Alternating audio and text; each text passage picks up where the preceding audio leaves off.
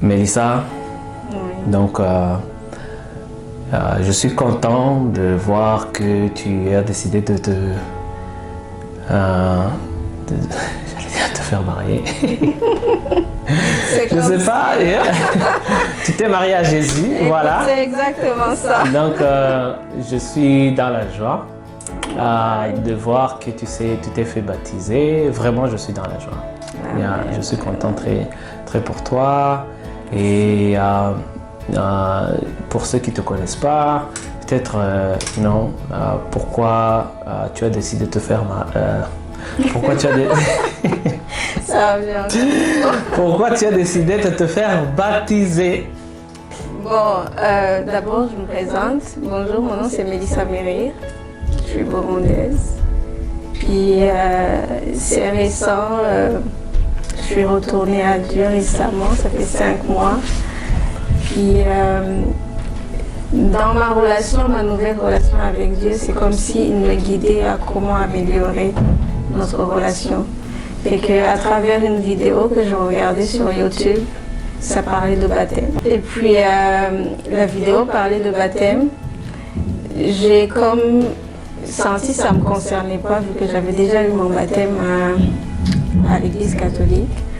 Mais à un moment donné, chaque chose que j'écoutais parler de baptême, que ça m'a interpellée dans le sens qu'il donnait les raisons qui poussent un chrétien à se faire baptiser. Jésus l'a fait lui-même.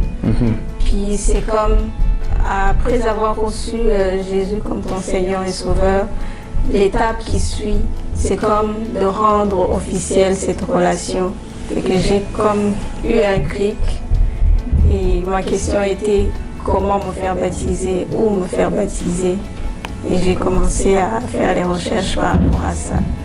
Et c'est là où, en faisant des recherches, je suis tombée sur vous à travers la page d'un ami. Et j'étais pas trop sûre que... C'était une vidéo, c'est ça? Non, c'était... j'ai fait des recherches sur Google pour trouver, j'ai mis comment se faire baptiser par immersion. Ça m'a donné une liste d'églises. Ah oui? Oui. Oh, c'est comme ça que tu es tombé? Waouh, je savais même pas, non, ça je savais pas. Oui, ça m'a donné une liste d'églises dans ma région, puis Montréal, mais je ne savais pas trop comment savoir. Mais j'avais posé la question à Dieu, si c'est toi qui me guides vers ça, vers le baptême, comment je peux me faire baptiser? Où est-ce que je peux me faire baptiser? Parce que je n'avais pas d'église, je n'avais pas de pasteur, je cherchais encore où je pouvais aller, une église à laquelle j'allais appartenir. Et que j'ai écrit à 2 églises que j'avais trouvées sur Google. J'ai envoyé des messages, je leur ai fait savoir que je voulais me faire baptiser.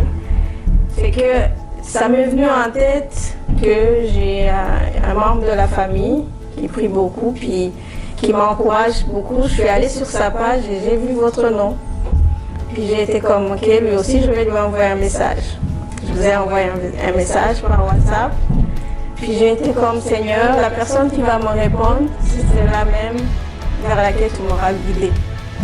Et que là, j'ai écrit à Gaston pour lui demander, je lui ai dit, écoute, je viens d'envoyer un message à ton pasteur pour qu'il me baptise, je veux me faire baptiser. C'est comme, quel pasteur? Je lui ai dit, laisse-moi checker son nom. Je lui ai dit, il s'appelle Albert. Il m'a dit, ah ok, c'est mon mentor. Je lui ai dit, oh, j'espère qu'il va me répondre et qu'il va pouvoir me baptiser. Fait que puis le matin, vous m'avez contacté. J'étais comme, waouh. Wow. Je n'étais pas trop sûre que vous alliez m'accepter. Ouais. Parce que je me disais que peut-être les conditions, c'était que j'aille à votre église, que vous me connaissiez. Puis vous m'avez beaucoup parlé que dans la Bible, on voit des gens qui ont eu le déclic, qui ont accepté Jésus comme Seigneur et Sauveur et qui se sont fait baptiser là. Yeah. Et j'étais comme, c'est une chance parce que c'était exactement ça que je voulais. Donc ici on parle comme tu avais le désir de te faire baptiser. Oui. Et pendant que tu avais ce désir, tu priais et tu sentais que c'est là où le Seigneur te mettait à cœur de se faire baptiser. Oui. Et ma question est celle-ci. Comment tu es venu au Seigneur? Comment tu es venu au Seigneur pour sentir ce désir de se faire baptiser? Ouais. Ça s'est fait dans mon salon. C'était une époque où j'étais vraiment fatiguée d'essayer les choses par moi-même, de chercher des choses pour combler le vide que j'avais en moi. Puis à chaque fois, ça me brisait le cœur encore plus. Puis je me rappelais que j'avais connu un Dieu qui était amour et qui me comblait et qui, par sa force, me donnait un sens à ma vie. Et qu'à ce moment-là, fatiguée de vivre dans le péché, fatiguée de essayer mais de ne jamais être heureuse, de sentir comme si je m'en allais sans savoir où j'allais. Parce qu'à chaque fois, j'avais ce désir en moi où je disais, Seigneur, permets-moi d'avoir une bonne fin, une belle fin. Je savais que Dieu existait, parce que j'avais été sauvée dans le passé. Mais je me voyais perdue dans toute la routine de la vie, puis dans essayer les choses comme le monde fonctionne, mais sans jamais avoir cette joie, sans jamais avoir ce sens, un sens à ma vie, que j'étais comme vraiment brisée à l'intérieur. Puis j'ai crié à Dieu, j'ai dit, c'est là, tu dois me sauver, tu dois me sortir de là. Parce que je suis fatiguée, je suis tannée de m'essayer, ça fonctionne jamais, il n'y a rien qui comble mon cœur. Et puis, je veux m'en sortir, je vais laisser le péché, je veux t'appartenir. Puis, il n'y a rien de physique que j'ai senti, une manifestation ou quoi que ce soit, mais à partir de ce jour, c'est une date que je n'oublierai jamais. Le 5 mai, exactement, 2020. C'est comme si c'est là où j'ai accepté Jésus comme Seigneur, mon Sauveur. Et puis depuis, c'est par sa grâce que je tiens.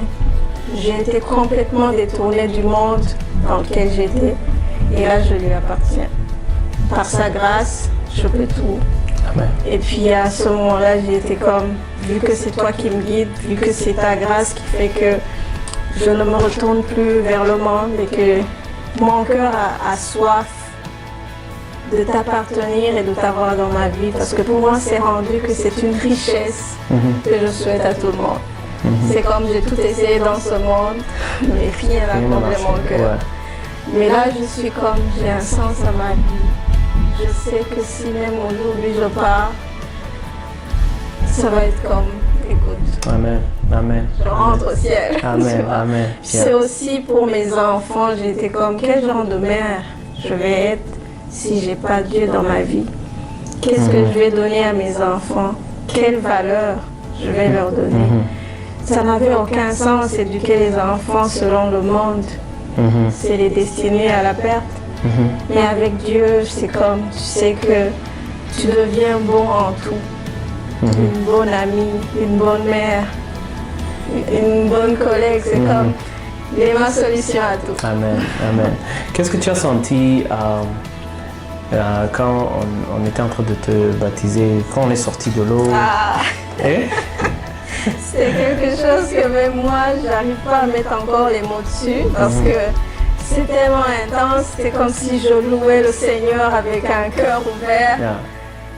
Je pense que l'expression louer Dieu en esprit et en vérité, j'ai comme expérimenté ça parce que je voulais sauter, je voulais crier, c'était une joie immense. Je prenais, je voulais pas te laisser parce que je voyais que tu voulais entrer dans l'eau encore.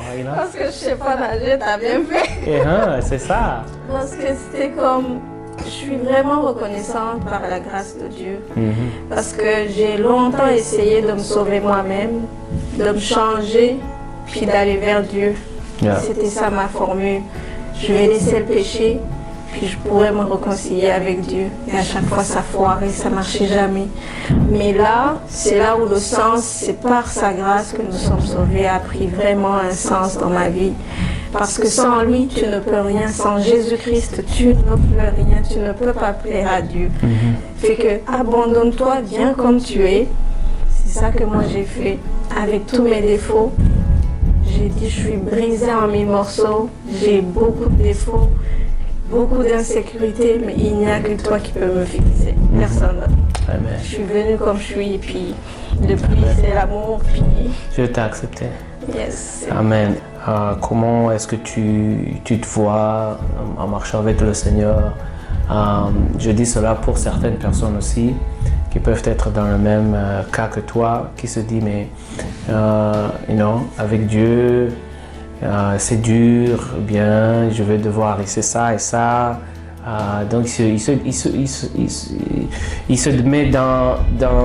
demande beaucoup de questions qui peuvent les empêcher de vouloir servir Dieu ou bien de vouloir chercher Dieu. Qu'est-ce que tu peux leur dire? C'est très simple. C'est parce que récemment, j'ai compris que le péché, c'est quoi? C'est chercher les bonnes choses à la mauvaise place. Parce que tout ce que le monde peut te faire croire qu'il va te donner, Dieu le pourvoit. Fait que moi, ce calcul de qu'est-ce que je vais devoir laisser, c'est vrai, ça m'avait comme un peu fait peur. Mais j'étais comme, qu'est-ce que tu ne donnerais pas pour avoir une vie?